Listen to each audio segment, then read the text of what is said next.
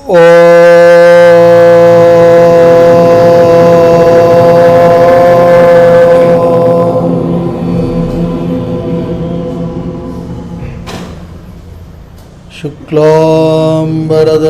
ವಿಷ್ಣುಂ ಶಶಿವರ್ಣಂ ಚತುರ್ಭುಜಂ ಪ್ರಸನ್ನವದನಂ ಧ್ಯಾಯೇತ್ ಸರ್ವವಿಘ್ನೋಪಶಾಂತಯೇ.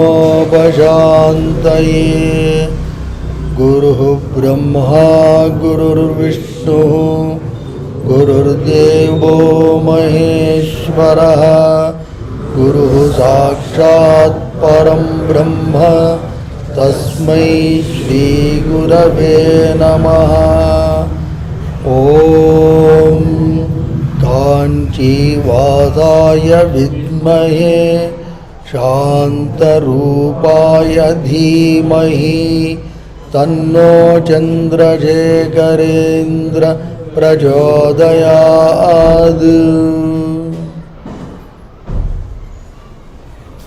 ಪರಮೇಶ್ವರ ಸ್ವರೂಪಿಗಳಾದ ತಮ್ಮೆಲ್ಲರಿಗೂ ನಮಸ್ಕಾರ. ಪತಂಜಲಿ ಯೋಗ ಸೂತ್ರಗಳು ಕುರಿತಾದ ಮೊದಲನೆಯ ಪ್ರವಚನ ಕಾರ್ಯಕ್ರಮ. ನೀವು ದೇಶ ವಿದೇಶಗಳಲ್ಲಿ ಎಲ್ಲೇ ನೋಡಿದ್ರೂ ಅತ್ಯಂತ ಪ್ರಚಲಿತವಾಗಿರತಕ್ಕಂತಹ ಒಂದು ಸದ್ಗ್ರಂಥ ಅಂತೇಳಿ ಶ್ರೀಮದ್ ಭಗವದ್ಗೀತೆ. ಭಗವದ್ಗೀತೆ ಎಲ್ಲ ಕಡೆ ಎಲ್ಲರೂ ಕೇಳಿರ್ತಾರೆ, ಓದಿರ್ತಾರೋ ಬಿಡ್ತಾರೋ, ಆದ್ರೂ ಒಂದು ಏನು ಹೇಳ್ತಾರೆ ಅದಕ್ಕೆ, ಬ್ರ್ಯಾಂಡ್ ವ್ಯಾಲ್ಯೂ ಭಗವದ್ಗೀತೆಗೆ ಬಂದಿದೆ. ಅದಕ್ಕೆ ತಕ್ಕಾಗೇ ಅದರ ಮೇಲೆ ಅನೇಕರು ಪುಸ್ತಕಗಳನ್ನು ಬರೆದಿದ್ದಾರೆ. ಅದನ್ನು ಭಾಷಾಂತರ ಅನ್ಬೋದು ಅಥವಾ ವ್ಯಾಖ್ಯಾನ ಅಂತ ಕರಿಬೋದು. ಬೇಕಾದಷ್ಟು ಗ್ರಂಥಗಳು ಬಂದ್ಬಿಟ್ಟಿದೆ, ಎಲ್ಲ ಭಾಷೆಗಳಲ್ಲೂ ಬಂದ್ಬಿಟ್ಟಿದೆ, ಪ್ರಪಂಚದ ಎಲ್ಲ ಭಾಷೆಗಳಲ್ಲೂ. ಹಾಗಾಗಿ ಅನೇಕರು ಈ ಭಗವದ್ಗೀತೆಯನ್ನು ಬಹಳವಾಗಿ ಗೌರವಿಸ್ತಾರೆ. ಅದರ ನಂತರದ ಸ್ಥಾನ ಇತ್ತೀಚೆಗೆ ಭಾರತದ ಯಾವುದಾದ್ರೂ ಒಂದು ಕೃತಿ ಅಥವಾ ರಚನೆ ಪಡ್ಕೊಂಡಿದೆ ಅಂತೇಳಿದ್ರೆ ಅದು ಪತಂಜಲಿ ಯೋಗ ಸೂತ್ರಗಳು. ಇದು ಬಹುಮಾನ್ಯವಾಗಿರತಕ್ಕಂಥದ್ದು.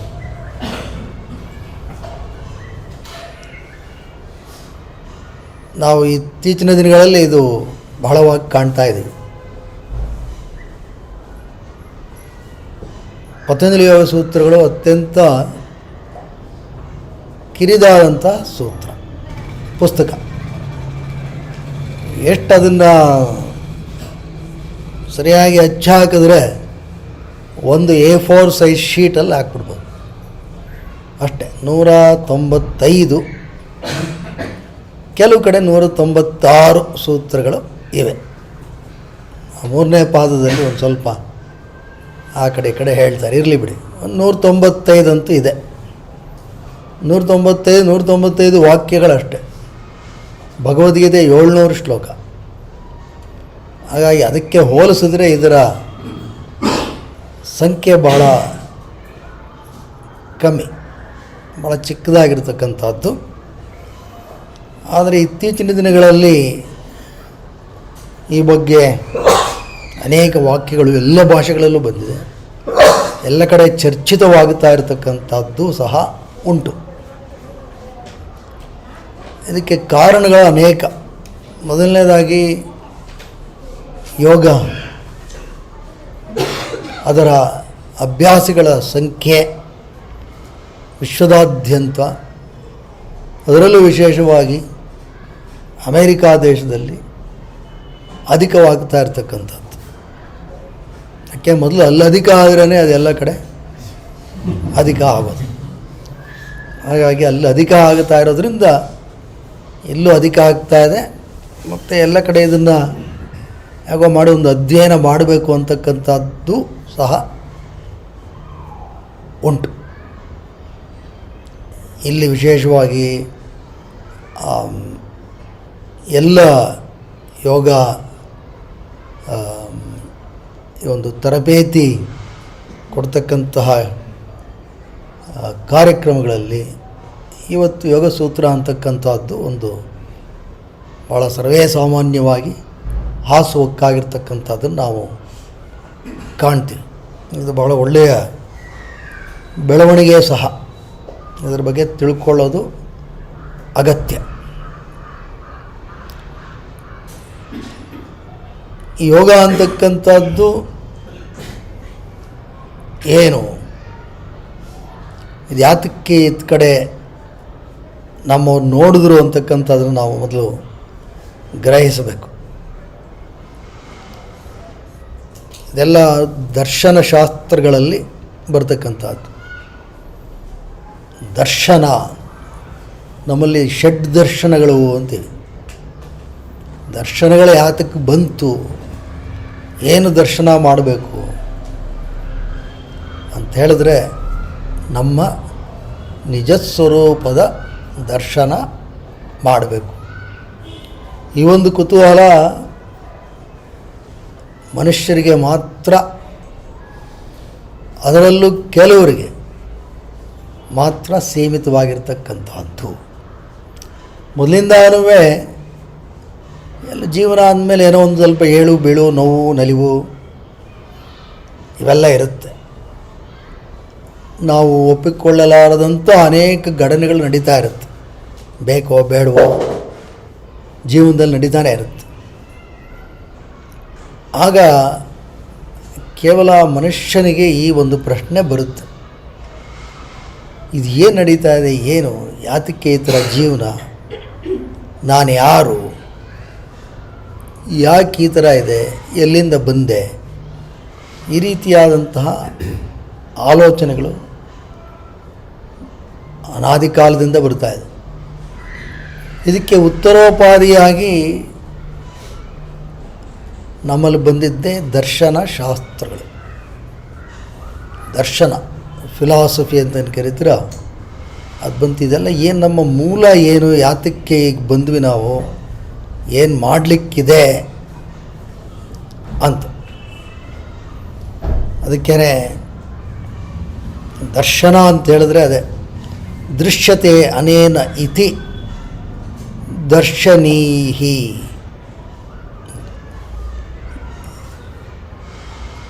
ಯಾವುದು ನಮಗೆ ನೋಡುವುದಕ್ಕೆ ಅಂದರೆ ನಮ್ಮ ನಿಜ ಸ್ವರೂಪವನ್ನು ಕಾಣುವುದಕ್ಕೆ ಪೂರಕವಾಗಿರುತ್ತೋ ಅದೇ ದರ್ಶನ. ಇದಕ್ಕೆ ಅನೇಕ ದರ್ಶನಶಾಸ್ತ್ರಗಳು ಬಂತು. ಇದರಲ್ಲಿ ನಾವು ಯಾತಕ್ಕೆ ಬಂದ್ವಿ, ನಮ್ಮ ನಿಜ ಮೂಲ ಉದ್ದೇಶ ಏನು, ಅನೇಕ ಪ್ರಶ್ನೆಗಳಿಗೆ ಉತ್ತರವನ್ನು ಕಂಡುಹಿಡಿಯುವಲ್ಲಿ ಈ ದರ್ಶನಶಾಸ್ತ್ರಗಳು ಭಾಳ ಸಹಾಯಕ. ಅದಕ್ಕೆ ನಮ್ಮಲ್ಲಿ 6 ದರ್ಶನಗಳು ಹುಟ್ಕೊಂಡು ಷಡ್ ದರ್ಶನ. ಆ ದರ್ಶನಗಳಲ್ಲಿ ಕೆಲವು ವೇದವನ್ನು ಒಪ್ಪುದು, ಅವನ್ನು ನಾವು ಷಡ್ ದರ್ಶನ ಅಂತ ಸ್ವೀಕರಿಸಿದ್ವಿ. ಕೆಲವು ವೇದಗಳನ್ನು ಒಪ್ಪಲಿಲ್ಲ, ಅವಕ್ಕೆ ನಾಸ್ತಿಕ ದರ್ಶನ ಅಂತ. ಆಸ್ತಿಕ ಅಂತ ಹೇಳಿದ್ರೆ ವೇದದ ಪ್ರಮಾಣವನ್ನು ಒಪ್ತಕ್ಕಂಥದ್ದು. ನಾಸ್ತಿಕ ಅಂತ ಹೇಳಿದ್ರೆ ವೇದ ಪ್ರಮಾಣವನ್ನು ನಿರಾಕರಿಸ್ತಕ್ಕಂಥದ್ದು, ಒಪ್ಪಲ್ಲ. ಉದಾಹರಣೆಗೆ ಚಾರ್ವಾಕ ಸಿದ್ಧಾಂತ, ಬೌದ್ಧ, ಜೈನ ಇವೆಲ್ಲ ಅವು ವೇದಗಳನ್ನು ಒಪ್ಪಲ್ಲ. ಆದರೆ ಅವೆಲ್ಲ ಏನು ತಿರಸ್ಕರಿಸಲ್ಪಡ್ತಕ್ಕಂಥದ್ದೇ ಅಂದರೆ ಆ ಥರ ಅಲ್ಲ. ನಮ್ಮ ಮಾತಿನ ಇಂಗಿತ ಅದಲ್ಲ. ಈ ವ್ಯತ್ಯಾಸವನ್ನು ಅರಿಯಬೇಕು. ಇನ್ನು ಕೆಲವು 6 ಪ್ರಮುಖವಾಗಿ ನಾವುಗಳು ನೋಡ್ತಕ್ಕಂಥ 6 ದರ್ಶನಗಳೇನಪ್ಪ, ಅದೆರಡು ಆಸ್ತಿಕ ದರ್ಶನ ಅಂತೇಳಿದ್ರೆ ಇದು ವೇದಗಳನ್ನು ಅಂಗೀಕರಿಸ್ತಕ್ಕಂಥದ್ದು, ವೇದವೇ ಪ್ರಮಾಣ ಅಂತ ಅಂಗೀಕರಿಸ್ತಕ್ಕಂಥದ್ದು ಅದು 6 ಷಡ್ದರ್ಶನ. ಅವುಗಳಲ್ಲಿ ಯಾವುದು ಅಂತ ಹೇಳಿದ್ರೆ ಮೊದಲನೇದು ಪೂರ್ವಮೀಮಾಂಸ. ಪೂರ್ವಮೀಮಾಂಸ ಅಂತ ಹೇಳಿದ್ರೆ ವೇದಗಳಲ್ಲಿ ಕೆಲವು ಕರ್ಮಗಳನ್ನು ಹೇಳಿದ್ದಾರೆ. ಈ ರೀತಿಯ ಕರ್ಮಗಳನ್ನು ನೀನು ಮಾಡಿದ್ರೆ ನಿನಗಿಂತಹ ಉಪಯೋಗ ಉಂಟು ಅಂತ. ಕರ್ಮಕಾಂಡ ಅಂತಲೂ ಕರೆದರು. ಇದಕ್ಕೆ ಪೂರ್ವಮೀಮಾಂಸ. ಇನ್ನೊಂದು ಉತ್ತರ ಮೀಮಾಂಸ ಅಥವಾ ವೇದಾಂತ. ವೇದಾಂತ ಅಂತ ಹೇಳಿದ್ರೆ ಇದು ಉಪನಿಷತ್ತುಗಳೆಲ್ಲ ಬರುತ್ತೆ. ಅಲ್ಲಿ ಅದು ಜ್ಞಾನಕಾಂಡ. ಈ ಪೂರ್ವಮೀಮಾಂಸ ಕರ್ಮಕಾಂಡ, ವೇದಾಂತ ಅಥವಾ ಉತ್ತರ ಮೀಮಾಂಸ ಜ್ಞಾನಕಾಂಡ. ಇಲ್ಲಿ ಜ್ಞಾನಕ್ಕೆ ಪ್ರಾಧಾನ್ಯತೆ. ನಿನಗೆ ಆ ನಿಜ ಸ್ವರೂಪದ ದರ್ಶನ ಆಗಬೇಕಾದರೆ ಯಾವ ರೀತಿ ನೀನು ಜ್ಞಾನ ಮಾರ್ಗದಲ್ಲಿ ಮುನ್ನಡೆಯಬೇಕು ಅದನ್ನು ತಿಳಿಸ್ತಕ್ಕಂಥದ್ದೇ ವೇದಾಂತ. ಇದಕ್ಕೆ ಹೊರತಾಗಿ ನ್ಯಾಯ, ವೈಶೇಷಿಕ ಅಂತ ಬಂದು. ನ್ಯಾಯ ಅಂತ ಹೇಳಿದ್ರೆ ಅದು ಎಲ್ಲ ಒಂದು ತರ್ಕಬದ್ಧವಾಗಿ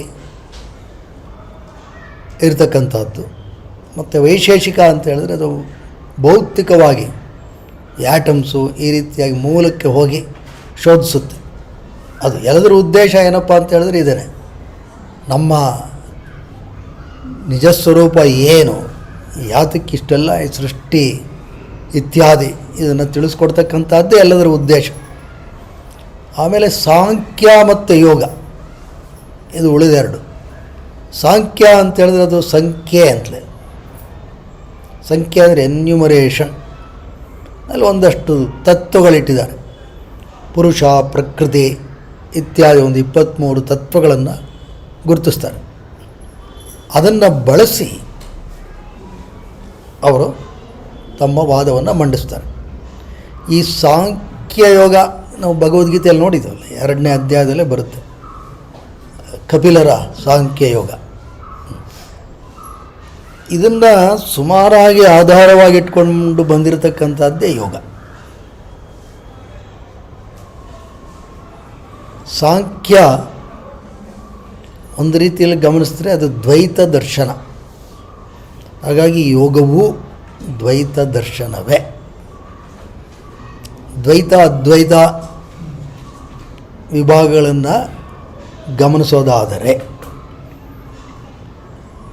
ಅದ್ವೈತ ಅಂತ ಹೇಳಿದ್ರೆ ಅದ್ವೈತ, ಎರಡನೆಯದು ಇಲ್ಲ ಅಂತ. ಎರಡನೆಯದು ಇಲ್ಲ ಅಂದರೆ ಇರೋದೆಲ್ಲ ಒಂದೇ.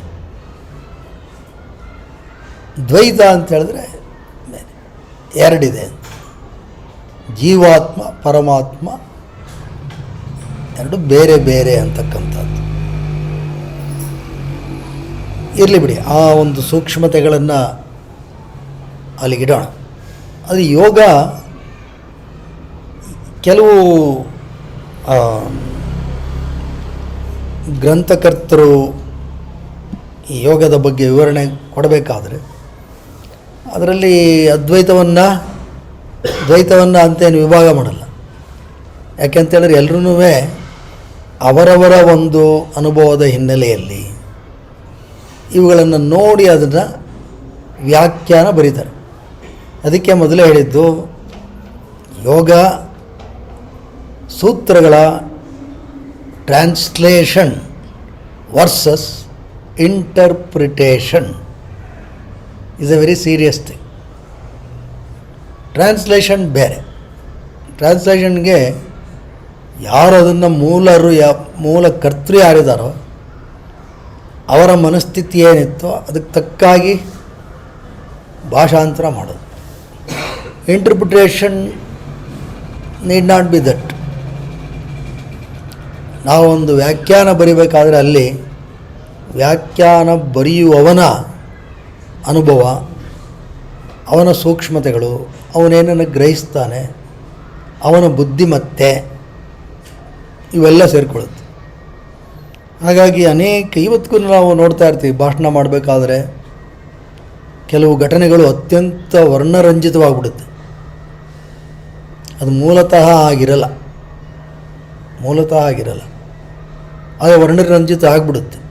ಯಾಕೆ ಅಂತ ಹೇಳಿದ್ರೆ, ಭಾಷಣ ಮಾಡುವಾಗ ಭಾಷಣಕಾರನ ಮನಸ್ಥಿತಿ ಏನಿರುತ್ತಪ್ಪ ಅಂತ ಹೇಳಿದ್ರೆ, ಎದುರುಗಡೆ ಇರತಕ್ಕಂಥ ಪ್ರೇಕ್ಷಕರನ್ನು ಮೆಚ್ಚಿಸಬೇಕು ಅನ್ನೋದು ಕೆಲವು ವೇಳೆ ಪ್ರಮುಖ ಆಗಿಬಿಡುತ್ತೆ. ಹಾಗಾಗಿ ಕೆಲವೆಲ್ಲ ಏನಾಗ್ಬಿಡುತ್ತೆ, ಏನೇನೋ ಅರ್ಥಗಳು ಪಟ್ಕೊಂಡು ಬಂದ್ಬಿಡುತ್ತೆ. ಅದಕ್ಕೊಂದು ಉದಾಹರಣೆ ಹೇಳಬೇಕು. ಅದು ಕೆಲವು ಕಡೆ ನಾವುಗಳು ಹೇಳ್ಬಿಟ್ಟಿದ್ದೀವಿ. ಆಮೇಲೆ ಅವರ ಕುಟುಂಬಸ್ಥರೇ ಹೇಳಿದ್ರಿಲ್ಲ, ನಮ್ಮ ಪರಿಸ್ಥಿತಿ ಈ ಥರ ಇರಲಿಲ್ಲ. ಯಾರ ಬಗ್ಗೆ ಅಂದರೆ ಡಿ ವಿ ಗುಂಡಪ್ಪನವರ ಬಗ್ಗೆ. ನಾವೆಲ್ಲರೂ ಅತ್ಯಂತ ಗೌರವಿಸ್ತಕ್ಕಂತಹ ಡಿ ವಿ ಗುಂಡಪ್ಪನವರ ಬಗ್ಗೆ. ಅವ್ರ ಮನೆಯಲ್ಲಿ ಡಿ ವಿ ಗುಂಡಪ್ಪ ರೋಡ್ ಇದೆಯಲ್ಲ, ಅಲ್ಲೇ ಇತ್ತು ಆವಾಗ ಹಿಂದೆ. ಅವರ ಸಹೋದರರ ಮಗ ಚಂದ್ರಮೌಳಿ ಅಂತ ನಮ್ಮ ತರಗತಿಗೆ ಬರ್ತಾಯಿದ್ರು. ನಮ್ಮಲ್ಲಿ ಇವತ್ತಿಗೂ ಅನೇಕರಿಗೆ ಪರಿಚಯ. ಅವ್ರ ಬಗ್ಗೆ ಒಂದು ಕತೆ ಏನಪ್ಪ ಅಂತ ಹೇಳಿದ್ರೆ, ಅವ್ರಿಗೆ 60 ವರ್ಷದ ಸಂವತ್ಸರಗಳು ತುಂಬಿದಾಗ, ಶತಾಬ್ದಿ ಪೂರ್ತಿ ಆದಾಗ ಅವರಿಗೆ ಒಂದು ಸನ್ಮಾನ ಮಾಡ್ತಾರೆ ಪುರಭವನದಲ್ಲಿ. ಆಗ ಒಂದು ಕಾಣಿಕೆಯನ್ನು ಕೊಟ್ಟರಂತೆ, 1 ಲಕ್ಷ ರೂಪಾಯಿ. ಅವರು ಅದನ್ನು ಆ ಕಾರ್ಯಕ್ರಮದಲ್ಲಿ ಅವ್ರ ಸನ್ಮಾನಕ್ಕೆ ಉತ್ತರ ಕೊಡಬೇಕಾದ್ರೆ, ಈ ದುಡ್ಡು ನನಗೆ ಬೇಡ ಅಂಥೇಳಿ ಈ ಗೋಖಲೆ ಸಾರ್ವಜನಿಕ ಸಂಸ್ಥೆ, ಈ ಥರದ್ದೊಂದು ಸಂಸ್ಥೆ ಮಾಡೋದಕ್ಕೆ ಇದು ಉಪಯೋಗ ಆಗಲಿ ಅಂಥೇಳಿ ಅಲ್ಲೇ ವಾಪಸ್ ಕೊಟ್ಬಿಡ್ತಾರೆ. ಇದು ಸತ್ಯ, ಇದರಲ್ಲೇನು ತೊಂದರೆ ಇಲ್ಲ. ಏನು ನಡೆದ ಘಟನೆ. ಮಾರನೇ ದಿವಸ ಬೆಳಗ್ಗೆ ಯಾರೊಬ್ಬರು ಕನ್ನಡ ದಿನಪತ್ರಿಕೆಯ ಒಬ್ಬರು ಸಂಪಾದಕರು ಡಿ ವಿ ಜಿ ಮನೆ ಮುಂದೆ ಇರ್ತಕ್ಕಂಥ ಒಂದು ಪೆಟ್ಟಿಗೆ ಅಂಗಡಿ ಮುಂದೆ ಧೂಮಪಾನ ಸೇವನೆಯಲ್ಲಿ ನಿರತರಾಗಿದ್ದಾಗ ಡಿ ವಿ ಜಿ ಮನೆಯಿಂದ ಹುಡುಗ ಬಂದು ಅಂಗಡಿಯವನು ಒಂದು ಚೀಟಿ ಕೊಟ್ಟನಂತೆ. ಸರಿ, ಚೀಟಿ ನೋಡಿಬಿಟ್ಟು ಅವರೆಲ್ಲ ಏನೋ ಒಂದಷ್ಟು ಕಟ್ಟು ಕೊಟ್ರಂತೆ. ಏನೋ ಸಾಮಾನುಗಳು, ದಿನಸಿ ಪದಾರ್ಥಗಳು, ಅದು ಇದೆಲ್ಲ ತೊಗೊಂಡೋಗಪ್ಪ ಅಂತ. ಈ ಸಂಪಾದಕರಿಗೆ ಕುತೂಹಲ, ಡಿ ವಿ ಜಿಯವ್ರ ಮನೆಯಿಂದ ಏನು ಚೀಟಿ ಬಂದಿರ್ಬೋದು.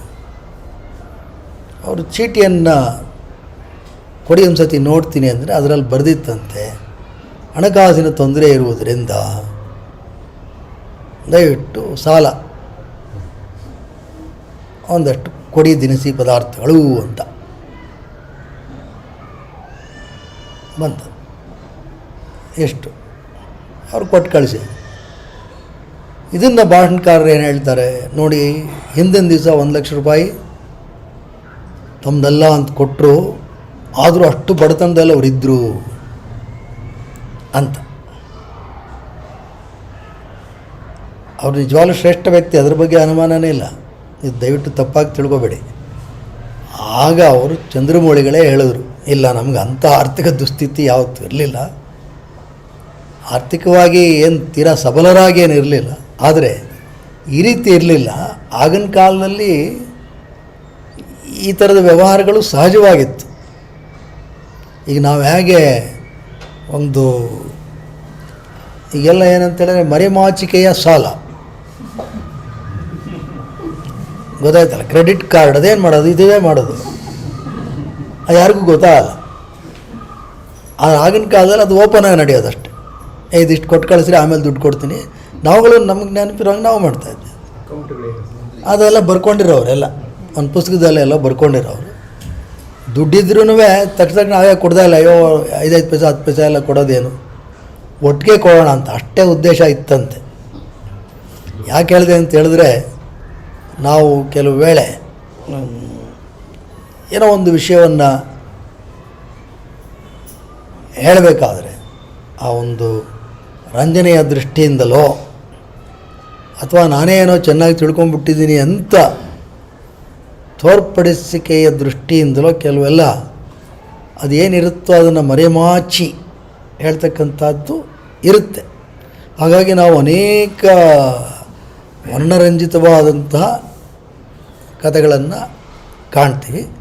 ಯಾರೊಬ್ಬರು ದೊಡ್ಡವರು ಹೇಳಿದ್ದಾರೆ,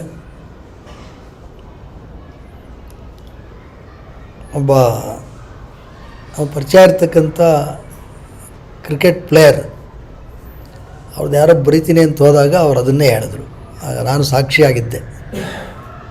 ಬರಿತೀರಾ, ಅದು ನಿಜಕ್ಕಿಂತ ಭಾಳ ಅದ್ಭುತವಾಗಿ ವರ್ಣರಂಜಿತವಾಗಿರುತ್ತೆ, ಹಾಗಾಗಿ ನನಗೆ ಬೇಡ ಅಂತ ಹೇಳ್ತಿದ್ರು. ಅದು ಆ ರೀತಿ ಆಗಿಬಿಡುತ್ತೆ.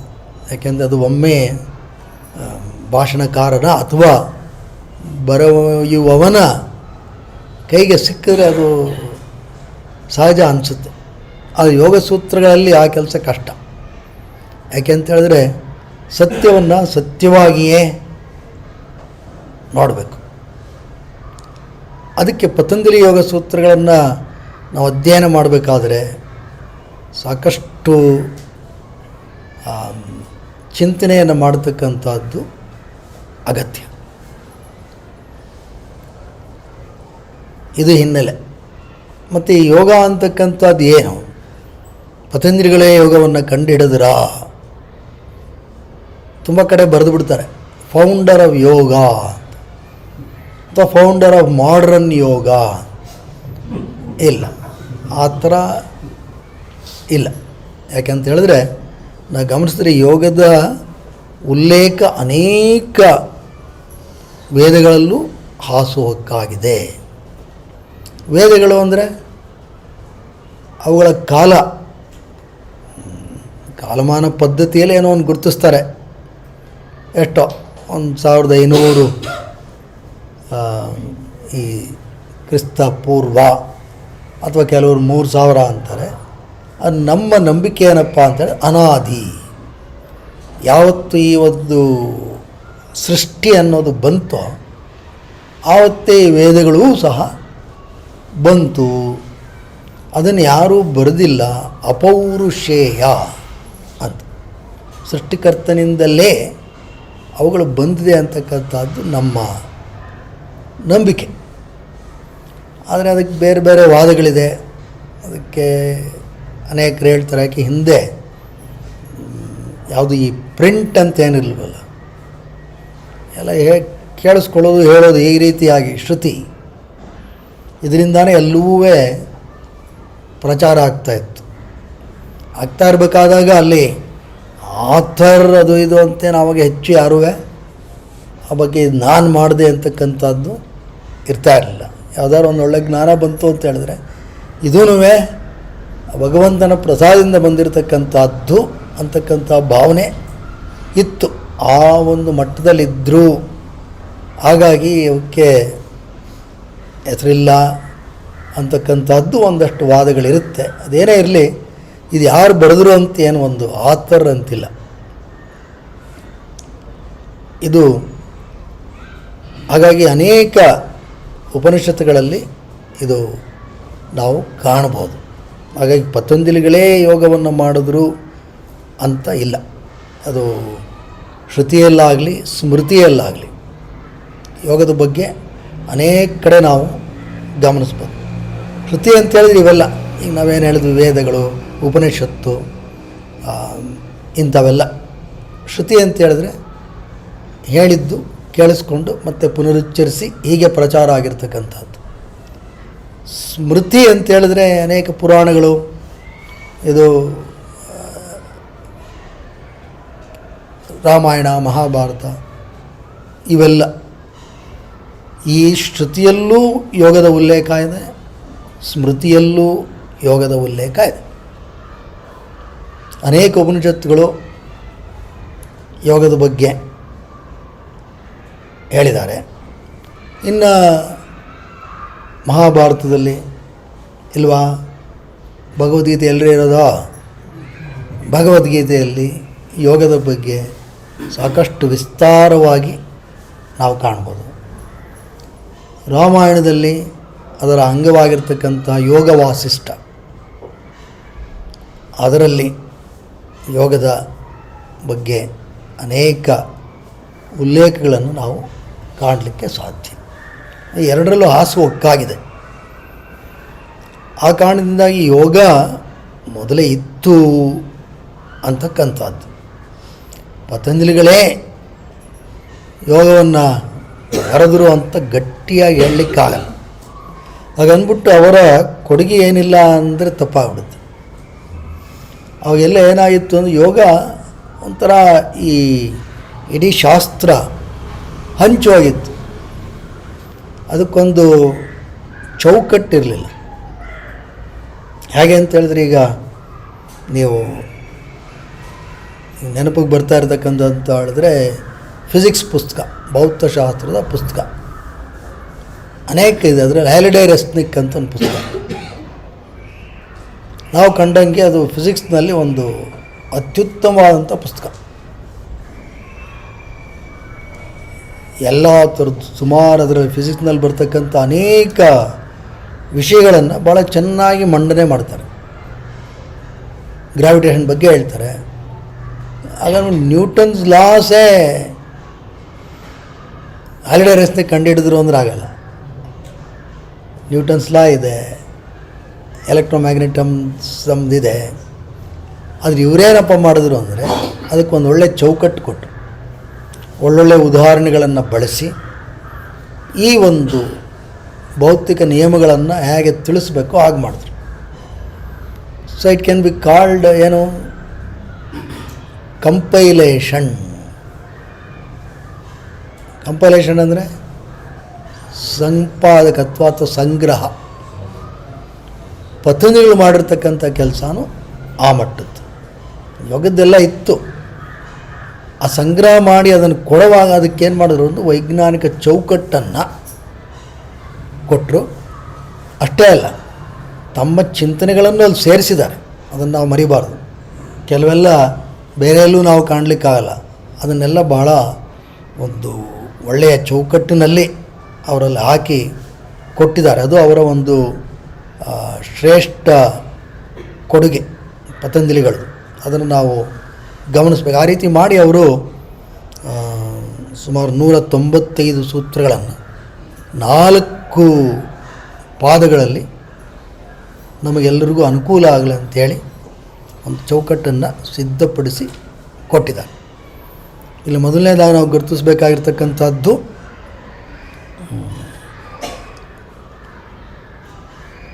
ಪತಂಜಲಿಗಳು ಯೋಗದ ಶಾಸ್ತ್ರಕ್ಕೆ ಒಳ್ಳೆ ಚೌಕಟ್ಟನ್ನು ಕೊಟ್ಟಿದ್ದಾರೆ. ಅದರ ಎಲ್ಲ ನಿಯಮಗಳನ್ನು ಒಂದು ಕಡೆ ಸಂಗ್ರಹವಾಗಿ ಕೊಟ್ಟು ಅದಕ್ಕೊಂದು ವೈಜ್ಞಾನಿಕ ತಳಹದಿಯನ್ನು, ಅಭ್ಯಾಸಕ್ಕೆ ಯೋಗ್ಯವಾಗಿರತಕ್ಕಂಥ ಹಾದಿಯನ್ನು ಹಾಕ್ಕೊಟ್ಟಿದ್ದಾರೆ. ಅದರಲ್ಲಿ ಯಾವುದೇ ಅನುಮಾನ ಇಲ್ಲ. ಮತ್ತು ಯೋಗ ಸಾಧಕನ ಪ್ರತಿ ಹಂತವನ್ನು ಗುರುತಿಸುವಲ್ಲಿಯೂ ಸಹ ಅವರು ತಮ್ಮ ಸೂತ್ರಗಳಲ್ಲಿ ಸ್ಪಷ್ಟವಾಗಿ ಕೊಟ್ಟಿದ್ದಾರೆ. ನಮಗೆ ಗೊತ್ತಾಗುತ್ತೆ ನಾವು ಯಾವ ಹಂತದಲ್ಲಿದ್ದೀವಿ, ಏನು ಮಾಡ್ತಾಯಿದ್ದೀವಿ ಅಂತ.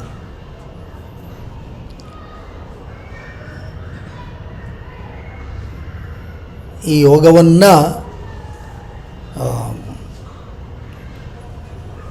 ಇನ್ನೊಂದು ಕೃತಿ, ಅದು ಹಿರಣ್ಯಗರ್ಭ ಅನ್ನೋರು ಬರೆದಿರತಕ್ಕಂಥದ್ದು. ಹೇಗೆ ಕಪಿಲರು ಸಾಂಖ್ಯವನ್ನು ಕೊಟ್ಟರು ಅಂತಾರೋ, ಅದೇ ರೀತಿ ಹಿರಣ್ಯಗರ್ಭ ಅಂತಕ್ಕಂಥವರು ಯೋಗದ ಒಂದು ಕೃತಿಯನ್ನು ಮಾಡಿದ್ರು. ಅದಕ್ಕೆ ನಿರೋಧ ಸಂಹಿತ ಅಂತ ಹೆಸರು ಅಂತಲೇ ಹೇಳ್ತಾರೆ. ಅದಕ್ಕೇ ಪತಂಜಲಿಗಳ 2ನೇ ಸೂತ್ರ, ಯೋಗ ಸೂತ್ರಗಳ ಏನೇನು ಬರುತ್ತೆ, ಯೋಗ ಚಿತ್ತವೃತ್ತಿ ನಿರೋಧ. ಆ ಕಾರಣದಿಂದಾಗಿ ಪತಂಜಲಿಗಳು ಸಹ ಇದರಿಂದ ಪ್ರೇರಿತರಾಗಿ ಬರೆದಿದ್ದಾರೆ ಅಂತಕ್ಕಂಥದ್ದು ಒಂದು ಮಾತು ಉಂಟು. ಇದನ್ನು ನಾವು ನೆನಪಲ್ಲಿ ಇಡಬೇಕು. ಮತ್ತು ಇದು ಸಾಂಖ್ಯದ ತಳಹದಿ ಇದೆ. ಹಾಗೆ ಕಪಿಲರ ಸಾಂಖ್ಯ ಹಾಗೂ ಹಿರಣ್ಯಗರ್ಭರ ಯೋಗದ ಒಂದು ನಿರೋಧ ಸಂಹಿತ, ಇವುಗಳಿಂದೆಲ್ಲ ಪ್ರೇರಿತರಾಗಿ ಅವರು ಕೊಟ್ಟಿದ್ದಾರೆ ಅಂತಕ್ಕಂಥದ್ದು ಒಂದು ಕೆಲವು ವಿದ್ವಾಂಸರ ವಾದ. ಇದು ಬಹಳ ಕಷ್ಟ. ನಮ್ಮಲ್ಲಿ ಈ ಅನೇಕರ ಕಾಲಮಾನಗಳನ್ನು ಗುರುತಿಸ್ತಕ್ಕಂಥದ್ದು ಭಾಳ ಕಷ್ಟ. ಯಾಕೆಂತೇಳಿ ನಮ್ಮ ಒಂದು ಪರಂಪರೆ ಸಹಸ್ರಾರು ವರ್ಷಗಳ ಪರಂಪರೆ. ಇವತ್ತಿಗೂ ರಾಮಾಯಣ ಆಗಲಿ ಮಹಾಭಾರತ ಆಗಲಿ ನಿಖರವಾಗಿ ಇಂಥ ಕಾಲಮಾನ ಅಂತ ಹೇಳೋದು ಭಾಳ ಕಷ್ಟ. ಅನೇಕ ವಾದಗಳು, ಅನೇಕ ವಿವಾದಗಳು ಇವತ್ತಿಗೂ ಉಂಟು. ಎಲ್ಲಿದಂಗ ಪ್ರಶ್ನೆ ಮಾಡಿದ್ದಾರೆ ಅಂತ ಹೇಳಿದ್ರೆ ಇದು ನಡೀತಾ ಇಲ್ವಾ, ಅದು ಉಂಟು. ಇಲ್ಲ ಇದೆಲ್ಲ ಕಥೆ ಅನ್ನೋರು ಉಂಟು, ನಡೆದಿದೆ ಅಂತ ಸಾಕ್ಷಿ ಕೊಡೋರು ಉಂಟು. ಇಂಥದ್ರಲ್ಲಿ ಕಾಲಮಾನವನ್ನು ಗುರುತಿಸ್ತಕ್ಕಂಥದ್ದು ಕಷ್ಟ. ಎರಡನೆಯದು, ಒಂದೇ ಹೆಸರಿನ ಅನೇಕರು ಇರ್ಬೋದು, ಒಂದೇ ಹೆಸರಿನ ಅನೇಕರು ಇರ್ಬೋದು. ಅವರು ಅನೇಕ ಕಾಲಘಟ್ಟಗಳಲ್ಲಿ ಏನೇನೋ ಬರೆದಿರ್ಬೋದು. ಈ ಮಾತು ಎಲ್ರಿಗೂ ಅನ್ವಯಿಸುತ್ತೆ. ಒಂದೇ ಹೆಸರು ಇಟ್ಕೋತಾರೆ, ಶಂಕರಾಚಾರ್ಯ ತಗೊಳ್ಳಿ. ಇವ್ರದ್ದು ಅಷ್ಟೇ ಕಾಲ ಅಷ್ಟು ಸುಲಭವಾಗಿ ಇವತ್ತಿಗೂ ಸ್ಥಿರಪಟ್ಟಿಲ್ಲ. ಆ ಕಡೆ ಈ ಕಡೆ ಹೇಳ್ತಾನೆ ಇದ್ದೀವಿ. ಮತ್ತು ಕೆಲವು ಕೃತಿಗಳು ಶಂಕರಾಚಾರ್ಯದು ಇರಬಹುದು. ಯಾಕೆ ಇದನ್ನು ಬರೆದವರು ಇನ್ನೊಬ್ಬ ಶಂಕರಾಚಾರ್ಯ, ಇದೇ ಶಂಕರಾಚಾರ್ಯರು ಬರೆದ್ರ ಗೊತ್ತಿಲ್ಲ. ಯಾಕೆ ಆವಾಗೇನು ಆಧಾರ್ ಕಾರ್ಡ್ ಏನಿರಲಿಲ್ಲ. ಈ ನಂಬರ್ ಹಚ್ಚಿ ಹಾಕ್ಬಿಟ್ಟು ಇವರೇ ಅಂತ ಸ್ಥಿರಪಡಿಸೋದಕ್ಕೆ ಹೆಸರು ಇಟ್ಕೊಳ್ಳೋರು, ಫೇಮಸ್ ಆಗಿರೋರು ಹೆಸರುಗಳು ಇಟ್ಕೋತಾರೆ. ಅದು ಒಂದು ವಾಡಿಕೆ. ಹೆಸರಿಡಬೇಕಾದ್ರೆ ಅದೊಂದು ವಾಡಿಕೆ ಇರುತ್ತೆ. ಮತ್ತು ಇನ್ನೊಂದು ವಾದ, ಈ ಕೆಲವೆಲ್ಲ ನಮ್ಮದು ಏನೇ ಅಭಿಪ್ರಾಯಗಳಿದ್ರೂ ಆ ಅಭಿಪ್ರಾಯಕ್ಕೆ ಮನ್ನಣೆ ಸಿಗಬೇಕಾದ್ರೆ ಕೆಲವು ಸಮಸ್ಯೆಗಳು ಬರುತ್ತೆ. ನಮ್ಮ ಹೆಸರಲ್ಲಿ ಹಾಕ್ಕೊಂಡ್ರೆ ಅದಕ್ಕೆ ಮನ್ನಣೆ ಸಿಗದೇ ಇರಬಹುದು. ಅದು ಯಾವುದೋ ಒಬ್ಬ ದೊಡ್ಡವ್ರ ಹೆಸರಾಗಿ ಕಳಿಸ್ಬಿಡು, ಸುಲಭ ಮನ್ನಣೆ ಸಿಗುತ್ತೆ. ಇವತ್ತಿನ ಅನೇಕ ವಿಡಿಯೋಗಳಲ್ಲಿ ನಾವು ನೋಡ್ತಾ ಇರ್ತೀವಿ. ಯಾವುದಾದ್ರು ನಡೆದಿರುತ್ತೋ ಇಲ್ಲವೋ, ಏನು ಕಥೆನೋ ಗೊತ್ತಿಲ್ಲ. ಸ್ವಾಮಿ ವಿವೇಕಾನಂದರು ಹೀಗಂದರು ಅಂದರೆ ಎಲ್ಲರೂ ಇರ್ಬೋದು ಅಂತ. ಅವ್ರು ಹೇಳಿದಾರ ಬಿಟ್ಟಿದ್ದಾರೆ, ಯಾರೂ ನೋಡ್ಲಿಕ್ಕೆ ಹೋಗಲ್ಲ. ಅಂದರೆ ಇವಂದೇನೋ ಅಭಿಪ್ರಾಯವನ್ನು ಅವ್ರ ಹೆಸರಲ್ಲಿ ತಳಿಸ್ಬಿದ್ದಾನೆ, ಅದು ಹೋಗ್ತಾ ಇರುತ್ತೆ. ಈ ಥರದ್ದು ಏನಾದ್ರು ಇರ್ಬೋದು. ಇದು ಒಂದು ಕೆಲವು ವಾದ ಹೇಳಿದ್ದು. ಹಾಗಾಗಿ ಈ ಹೆಸರಿನಲ್ಲಿ ಬಂದಿದೆ ಅಂದ ಮಾತ್ರಕ್ಕೆ ನಾವು ಇವರೇ ಮಾಡಿದ್ರು ಅಂತ ಹೇಳಲಿಕ್ಕೆ ಆಗೋಲ್ಲ. ಪತಂಜಲಿಗಳ ಬಗ್ಗೆನೂ ಹಾಗೆಯೇ ಉಂಟು. ಪತಂಜಲಿ ಮಹರ್ಷಿಗಳು ಅವ್ರ ಬಗ್ಗೆ ಏನು ಹೇಳ್ತಾರೆ ಅಂತ ಹೇಳಿದ್ರೆ, ಅವರು ಇದ್ರ ಬಗ್ಗೆ ಮುಂದೆ ನೋಡೋಣ. ಯೋಗ ಸೂತ್ರಗಳನ್ನಷ್ಟೇ ಬರೀಲಿಲ್ಲ, ಮಹಾಭಾಷ್ಯವನ್ನು ಬರೆದರು. ಪಾಣಿನಿ ವ್ಯಾಕರಣದ ಕುರಿತಾಗಿ ಮಹಾಭಾಷ್ಯವನ್ನು ಬರೆದರು. ಅವರೇನೇ ಆಯುರ್ವೇದದ ಬಗ್ಗೆ ಪತಂಜಲಿ ತಂತ್ರ ಅಂತಲೂ ಕರೀತಾರೆ. ಈ ಚರಕ ಸಂಹಿತವನ್ನು ಕುರಿತು ಇದನ್ನು ಇವರೇ ಬರೆದರು ಅಂತಿದೆ. ಅದನ್ನು ನಾವು ಪ್ರತಿನಿತ್ಯ ಪ್ರಾರ್ಥನೆ ಮಾಡಬೇಕಾದ್ರೆ ಅದನ್ನು ನಾವು ಹೇಳಿ ಅಂಥ ಪತಂಜಲಿಗಳಿಗೆ ನಮಸ್ಕಾರ ಮಾಡ್ತೀವಿ. ಇದ್ರ ಬಗ್ಗೆ ಬೇಕಾಷ್ಟು ಚರ್ಚೆಗೆ ನಾವು ನಾಡ್ಬೋದು. ಅನೇಕರು ಒಪ್ಪಲ್ಲ. ಯೋಗ ಸೂತ್ರವನ್ನು ಬರೆದ ಪತಂಜಲಿಗಳು ಬೇರೆ, ಈ ವ್ಯಾಕರಣ ಶಾಸ್ತ್ರವನ್ನು ಮಹಾಭಾಷ್ಯವನ್ನು ಬರೆದವರು ಬೇರೆ, ಇನ್ನಿದು ಆಯುರ್ವೇದದ ಬಗ್ಗೆ ಬರೆದವರು ಬೇರೆ. ಇವತ್ತಿಗೂ ಇದು ಒಂದು ವಿವಾದಿತವಾಗಿರ್ತಕ್ಕಂಥದ್ದೇ. Even today it is not settled, it will not be settled. ಹೆಂಗೆ ಗೊತ್ತಾಗುತ್ತೆ ಯಾರು ಏನು ಅಂತ, ಯಾವ ಕಾಲಮಾನಗಳಲ್ಲಿ ಏನೇನು ಬರೆದ್ರು. ಅದಕ್ಕೆ ಕೆಲವರು ಭಾಳ ಸೂಕ್ಷ್ಮವಾಗಿ ಒಳಹೊಕ್ಕು ಈ ವಾಕ್ಯ ರಚನಾ ಶಾಸ್ತ್ರಗಳನ್ನು ಗಮನಿಸಿ, ಇಲ್ಲ ಆಗಿನ ಕಾಲದಲ್ಲಿ ಈ ಥರ ಬರೀತಿರಲಿಲ್ಲ, ಹಾಗಾಗಿ ಆ ಕಾಲಘಟ್ಟದ್ದೆಲ್ಲ ಇದೆಲ್ಲ ಭಾಳ ಇದೆ. ನಾವು ಆದಿಲಿ ಹೋಗ್ಬಿಟ್ರೂ ಕಷ್ಟ. ಆವಾಗ ಇದನ್ನು ಬಿಟ್ಬಿಡ್ತೀವಿ ನಾವು. ಈ ಕಲಾದಲ್ಲೇ ನಾವು ಮತ್ತಷ್ಟು ಒಳಗೆ ಹೋಗ್ತೀವಿ. ಹಾಗಾಗಿ ನಮಗೆ ಅದನ್ನು ಪಂಡಿತರಿಗೆ ಬೇಡ. Not that it is useless, but ಮಾಡೋರು ಮಾಡಲಿ. ನಮ್ಮ ಹಾದಿ ಅದಲ್ಲ. ಅಷ್ಟೇ ಅಲ್ಲ, ಈ ಒಂದು 4 ಅಧ್ಯಾಯಗಳಿದೆ ಪತಂಜಲಿಗಳ ಯೋಗ ಸೂತ್ರಗಳಲ್ಲಿ. ಸಮಾಧಿ ಪಾದ, ಸಾಧನಾ ಪಾದ, ವಿಭೂತಿ ಪಾದ, ಕೈವಲ್ಯ ಪಾದ.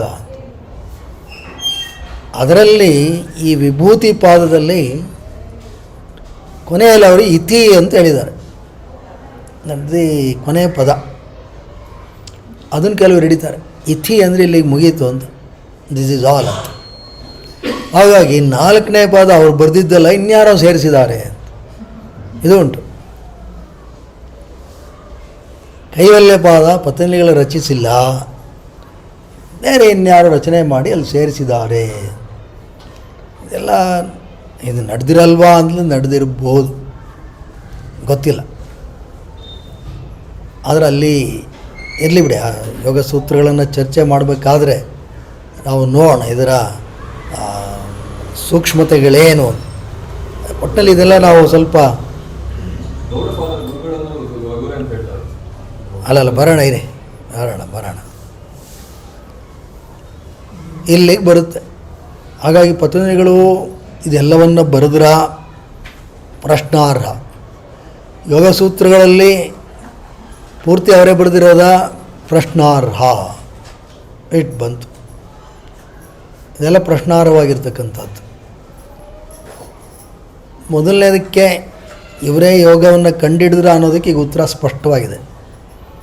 ಇಲ್ಲ, ಅದನ್ನು ಸಂಗ್ರಹಿಸಿ ಒಳ್ಳೆಯ ಚೌಕಟ್ಟನ್ನು ಕೊಟ್ಟು ವೈಜ್ಞಾನಿಕವಾದ ರೀತಿಯಲ್ಲಿ ಮಂಡಿಸಿದ್ದಾರೆ. ಅದು ನಿರ್ವಿವಾದವಾಗಿ ನಾವೆಲ್ಲರೂ ಒಪ್ಪಿಕೊಳ್ಳಲೇಬೇಕಾದಂತಹ ಅಂಶ. ಆ ಕೈವಲ್ಯ ಪಾದ ಇವರೇ ಮಾಡಿದ್ದೋ ಇಲ್ವೋ ಅದನ್ನು ಹೊರತಾಗಿಸಿಯೂ ನಮ್ಮ ಸಾಧನೆಗೆ ಬೇಕಾಗಿರ್ತಕ್ಕಂಥದ್ದನ್ನು ಪತಂಜಲಿಗಳು ಇಲ್ಲಿ ಕೊಟ್ಟಿದ್ದಾರೆ. ಹಾಗಾಗಿ ಅವರ ಒಂದು ಕೊಡುಗೆಯನ್ನು ನಾವು ಯಾರೂ ಕಡೆಗಣಿಸುವಂತೆಯೇ ಇಲ್ಲ. ಅಷ್ಟು ಭಾಳ ದೊಡ್ಡ ಕೆಲಸವನ್ನು ಅವರು ಮಾಡಿದ್ದಾರೆ. ಇನ್ನು ಈ ಪತಂಜಲಿಗಳು ಯಾರು ಅಂತ ಒಂದು ಪ್ರಶ್ನೆ ಬರುತ್ತೆ. ಯಾರು ಈ ಪತಂಜಲಿಗಳು? ಎಲ್ಲಿದ್ದರು? ಯಾವಾಗ ಹುಟ್ಟಿದ್ರು? ಅದೂ ಸ್ಪಷ್ಟತೆ ಇಲ್ಲ, ಗೊತ್ತಿಲ್ಲ. ಒಬ್ಬೊಬ್ಬರು ಒಂದೊಂದು ಕಡೆ ಹೇಳ್ತಾರೆ. ವಾರಣಾಸಿಲಿ ಹುಟ್ಟಿದ್ರು ಅನ್ನೋರು ಇದ್ದಾರೆ, ಇನ್ನೆಲ್ಲ ಹುಟ್ಟಿದ್ರು ಅನ್ನೋರು ಇದ್ದಾರೆ, ಎಲ್ಲಿ ಏನೂ ಗೊತ್ತಿಲ್ಲ. ಸೆಲೆಸ್ಟಿಯಲ್ ಅನ್ನೋರು ಇದ್ದಾರೆ, ದೈವಿಕವಾಗಿ ಬಂದಿದ್ದು ಅಂತೂ ಇದೆ. ಇದೆಲ್ಲ ಭಾಳ ಗೋಜಲು. ಆದರೆ ಭಾಳ ಎಲ್ಲರೂ ಒಪ್ಕೊಳ್ತಕ್ಕಂಥದ್ದು ಗೋಣಿಕಾ ಎಂಬ ಒಬ್ಬ ಸಾಧಕಿ, ಆಕೆಯ ಪುತ್ರ ಅಂತ ಒಂದು ಬರುತ್ತೆ. ಇದಕ್ಕೂ ಅನೇಕ ಕಥೆಗಳು. ಪತಂಜಲಿಗಳು ಏನು ನಿಮ್ಮಾಗೆ ತಲೆ ರುಂಡ ಮುಂಡಗಳು ಕೈಕಾಲುಗಳಿದ್ವಾ? ಅಲ್ಲೂ ಅನೇಕ ಪೌರಾಣಿಕ ಘಟನೆಗಳಿದೆ. ಅದರಲ್ಲಿ ಒಂದೇನಪ್ಪ ಅಂತ ಹೇಳಿದ್ರೆ, ಯಾಕೆ ಪತಂಜಲಿಗಳನ್ನು ಆದಿಶೇಷನ ಅವತಾರ ಅಂತ ಕರೀತಾರೆ. ಒಮ್ಮೆ ಆದಿಶೇಷ ಯಾರು? ನಾರಾಯಣನ ಹಾಸಿಗೆ. ನಾರಾಯಣ ಆದಿಶೇಷನ ಮೇಲೆ ಶಯನ ಮಾಡೋದು. ಒಮ್ಮೆ ನಾರಾಯಣ ಇಂಥ ಆದಿಶೇಷನ ಹಾವು ಸರ್ಪ ಆದಿಶೇಷ, ಸಹಸ್ರ ಹೆಡೆ, 1000 headed hood isn't it? 1000 headed hood. ಅದರ ಮೇಲೆ ನಾರಾಯಣ ಮಲಗಿದ್ನಂತೆ, ವಿಶ್ರಾಂತಿ. ಆಗ ಶಿವ ಆನಂದ ತಾಂಡವವನ್ನು ಮಾಡ್ತಾನೆ. ಶಿವನ ಆನಂದ ತಾಂಡವ ಭಾಳ ಸೊಗಸು. ಇದಕ್ಕೆ ಬೇರೆ ಬೇರೆ ಅರ್ಥಗಳಿದೆ, ಅದನ್ನು ಮತ್ಯಾವುದಾದ ಸಂದರ್ಭದಲ್ಲಿ ನೋಡೋಣ. ಎಲ್ಲಿ ಆನಂದ ತಾಂಡವ ಅಂದರೆ ಚಿದಂಬರಂನಲ್ಲಿ, ಚಿದಂಬರಂ ತಮಿಳುನಾಡು,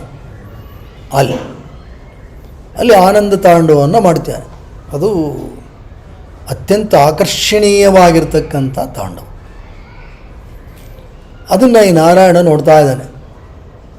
ಆನಂದದಲ್ಲಿ ಸ್ಟಾರ್ಟೆಡ್ ಆ ಒಂದು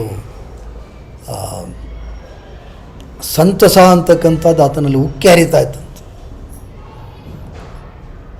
ಉಕ್ಕಿ ಹರಿದು ಆತನ ಭಾರ ಜಾಸ್ತಿ ಆಗ್ತಾ ಇತ್ತು, ಆನಂದದಿಂದ ಭರಿತನಾಗಿ.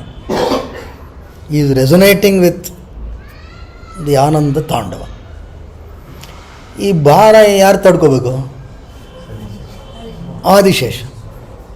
ಒಬ್ಬ ಅಭ್ಯಾಸವಿಲ್ಲ, ಮಹಾಸ್ವಾಮಿ ಇಷ್ಟು ಭಾರ ಆಗ್ತಿದ್ದೀರಾ, ನನಗೆ ತಡೆಯೋಕ್ಕಾಗ್ತಾ ಇಲ್ಲ ಅಂತ ಈ ನಾರಾಯಣ ಮೈ ಮರೆತು ಬಿಡಿ. ಮನೆ ಆನಂದ ತಾಂಡವ ಎಲ್ಲ ಆಯಿತು, ಆಮೇಲೆ ಸ್ವಲ್ಪ ಹಗುರ ಆಯಿತು. ಆಮೇಲೆ ಹೇಳಿದ, ಮಹಾಪ್ರಭು ಹಿಂಗಾಗೋಯ್ತು, ನನ್ನ ಕತೆ ಏನಾಗಬೇಡ, ಏನಾಯಿತು ಈ ಥರ ಆಯ್ತಲ್ಲ.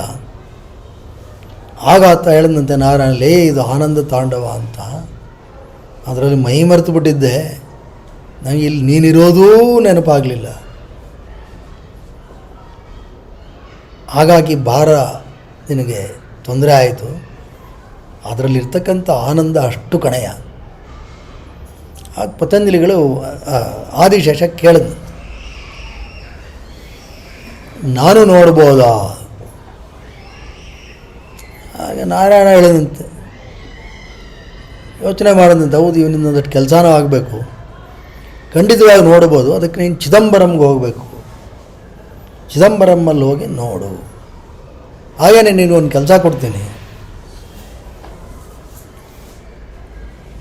ಭಾಷೆ ಚೆನ್ನಾಗಾಗಬೇಕು, ಮಾತಿಗೆ ನೀನೊಂದಷ್ಟು ಚೌಕಟ್ಟನ್ನು ಕೊಡಬೇಕು, ಮಹಾಭಾಷ್ಯವನ್ನು ನೀನು ರಚಿಸು.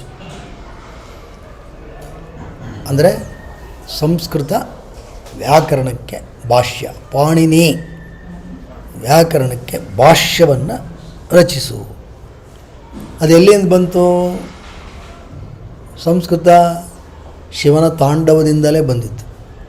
ಶಿವ ಡಮರುಗ ಬಾರಿಸ್ತಾನೆ, ಅದರಲ್ಲಿ 14 ಶಬ್ದಗಳನ್ನು ಹಿಡಿದು ಪಾಣಿನಿ ಸಂಸ್ಕೃತಕ್ಕೆ ಒಂದು ವ್ಯಾಕರಣವನ್ನು ರಚಿಸ್ತಾರೆ. ಅದು ಶಿವನಿಂದನೇ ಬಂದಿತ್ತು. ಅದರ ಮೇಲೆ ಭಾಷ್ಯವನ್ನು ಬರೆದು ಭಾಷ್ಯವನ್ನು ಪ್ರಚಾರವನ್ನು ಮಾಡಬೇಕು ನೀನು. ಯಾಕೆ ಈಗಿನ ಕಾಲದ ಥರ ಬರೆದು ಯೂಟ್ಯೂಬಲ್ಲಿ ಹಾಕಿದೆ, ಆಮೇಲೆ ನೋಡ್ಕೊಳ್ಳೋರು ನೋಡ್ಕೊಳ್ಳಿ ಅಂತ ಬಿಡೋಕ್ಕಾಗಲ್ಲ. ನೀನು ಅದನ್ನು ರಚಿಸಿ ತಿಳಿಸಬೇಕು. ಹಾಗಾಗಿ ನೀನು ಅಲ್ಲಿ ಜನ್ಮವನ್ನು ತಾಳು, ಎಲ್ಲಿ? ಭೂಲೋಕದಲ್ಲಿ ಅಂತ ಆತನಿಗೆ ಅನುಮತಿಯನ್ನು ಕೊಡ್ತಾನೆ ನಾರಾಯಣ. ಸರಿ, ಆದಿಶೇಷ ಭೂಲೋಕಕ್ಕೆ ಬರೋಕ್ಕೆ ಹುಡುಕ್ಬೇಕಲ್ಲ, ಎಲ್ಲಿ ಬರಬೇಕು? ಆಗ ಆತ ನೋಡ್ತಾರೆ, ಒಬ್ಬೊಬ್ಬರು ಅಂತ ಹೇಳ್ತಾರೆ,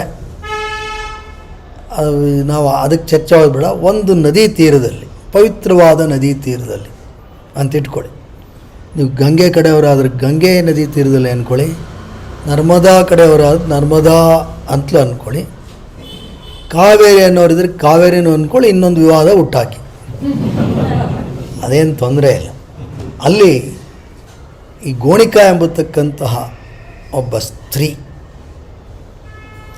ಶಿವನಿಗೆ ಅರ್ಘ್ಯವನ್ನು ಕೊಡ್ತಾಯಿದ್ರು. ಅಂಜಲಿ ಅಂದರೆ 2 ಕೈ ಹಿಂಗೆ ಇಟ್ಕೊಳ್ಳೋದು, ಇದು ಅಂಜಲಿ ಮುದ್ರೆ ಅಂತ ಹೀಗೆ ಇಟ್ಕೊಂಡು ಕೈಯಲ್ಲಿ ನೀರು ಇಟ್ಕೊಂಡು ಶಿವನಿಗೆ ಪ್ರಾರ್ಥನೆ, ಈ ಸೂರ್ಯನಲ್ಲಿ ಪ್ರಾರ್ಥನೆ, ನನಗೆ ಒಳ್ಳೆಯ ಸಂತಾನವನ್ನು ಕೊಡು ಅಂತ ಕೇಳ್ಕೊತಾ ಇದ್ದ. ಆಗ ಇದೇ ಸರಿಯಾದಂಥ ಒಂದು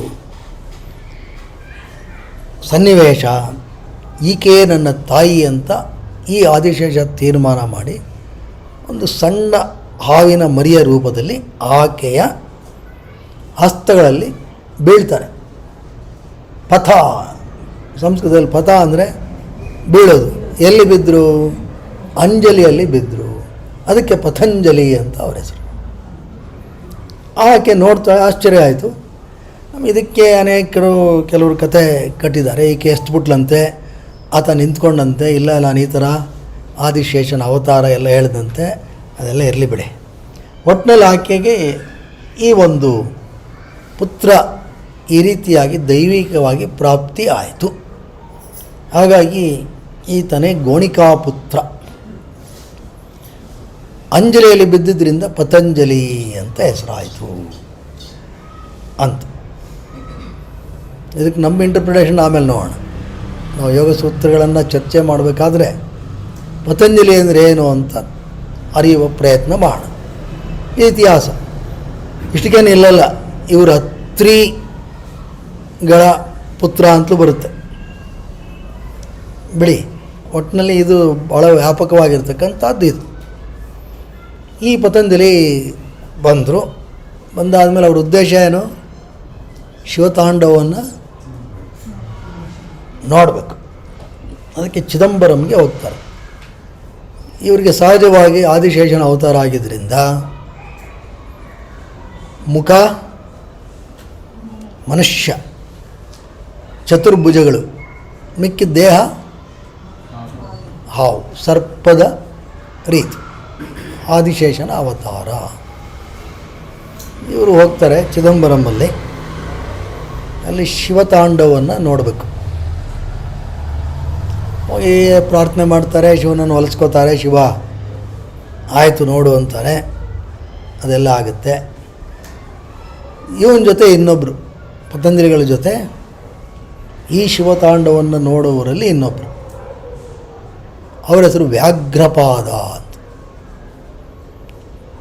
ಏನಿದು ವ್ಯಾಘ್ರಪಾದ? ಹೆಸರೇ ಸೂಚಿಸೋ ಹಂಗೆ. ವ್ಯಾಘ್ರ ಅಂದರೆ ಹುಲಿ, ಹುಲಿಯ ಕಾಲುಗಳು, ಮುಖ ಮನುಷ್ಯ. ಇವ್ರು ಯಾಕೆ ಹೆಂಗಾಯಿತು ಅಂತ ಹೇಳಿದ್ರೆ, ಇವರು ಒಬ್ಬ ದೊಡ್ಡ ಶಿವನ ಆರಾಧಕರು. ಇವ್ರದ್ದೇನಪ್ಪ ಅಂದರೆ ಬೆಳಗ್ಗೆ ಎದ್ದು ಅಂದರೆ ಬ್ರಾಹ್ಮಿ ಮುಹೂರ್ತಕ್ಕೂ ಮೊದಲು ಎದ್ದು, ಗೊತ್ತಾಯ್ತಲ್ಲ,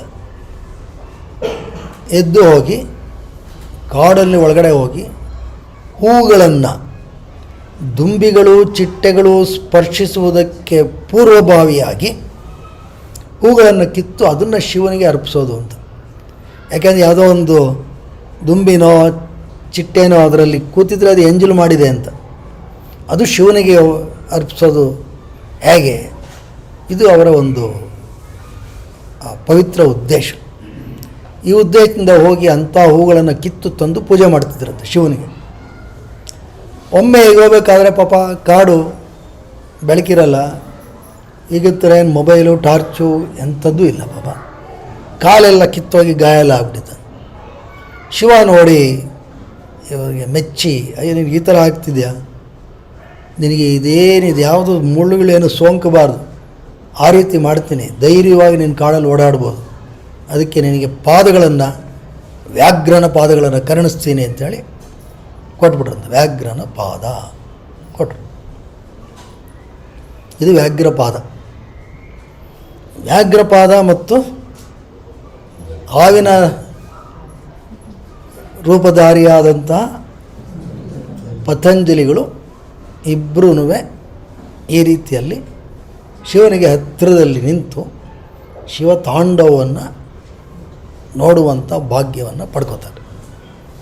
ಆಮೇಲೆ ಇನ್ನಿದೆ, ಪತಂಜಲಿಗೆ ಕೆಲವು ನಂದಿ ಎಲ್ಲ ನೋಡ್ಕೊಂಡು ಅವರೆಲ್ಲ ಈ ವಾದ್ಯಗಳನ್ನು ಬಾರಿಸೋದ್ರಲ್ಲಿ ಇರ್ತಾರಲ್ಲ, ಅವರೆಲ್ಲ ನೋಡಿ ಏನು ಬರೀ ನೋಡೋದ್ರಲ್ಲಿ ಇದೆಯಾ ನೀನು ಅಂತ. ಆಗ ಪತಂಜಲಿಗಳು ಶಿವನ ಮೈ ಮೇಲೆ ಹತ್ತಿ ಅವನ ಕಾಲಿಗೆ ಅಂದಿಗೆಯಾಗಿ ಆ ನಾಟ್ಯವನ್ನು ಅನುಭವಿಸ್ತರು. ಇವೆಲ್ಲ ಬರುತ್ತೆ, ಇರಲಿ.